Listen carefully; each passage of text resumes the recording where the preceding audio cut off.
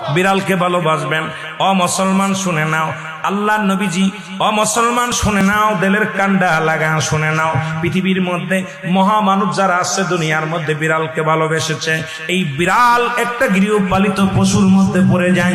এটা এত প্রভুভক্ত হয়, এত মুসলমান শুনে নাও, বিড়ালটাকে অত্যন্ত মায়া করবেন। বিড়ালটা যদি দোয়া করেন, বিড়ালটাকে বিনা কারণে কোনো বিষ দিয়ে মারবেন না, কোনো কিছু দিয়ে মারবেন না।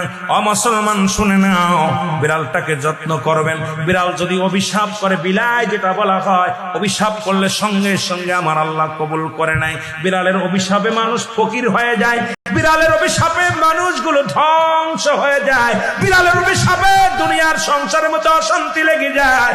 বিড়ালকে ভালোবাসলে, ও মুসলমান শুনে নেও, এই বিলাইকে ভালোবাসলে, বিলাই যদি দোয়া করে, বিলার দোয়ায় আল্লাহ দরবারে অনেক ফায়দা লুটতে পারবেন। জোরে জোরে চিল্লা বলা যাবে না মারহাবা। বিড়ালকে ভালোবাসবেন। ও মুসলমান শুনে নাও, আল্লাহ নবীজি, ও মুসলমান শুনে নাও, দিলের কান্ডা লাগা শুনে নাও। পৃথিবীর মধ্যে মহামানব যারা আছে দুনিয়ার মধ্যে বিড়ালকে ভালোবেসেছে। এই বিড়াল একটা গৃহপালিত পশুর মধ্যে পড়ে যায়। এটা এত প্রভুভক্ত হয়, এত মুসলমান শুনে নাও, বিড়ালটাকে অত্যন্ত মায়া করবেন। বিড়ালটা যদি দোয়া করেন, বিড়ালটাকে বিনা কারণে কোনো বিষ দিয়ে মারবেন না, কোনো কিছু দিয়ে মারবেন না। ও মুসলমান শুনে নাও, বিড়ালটাকে যত্ন করবেন।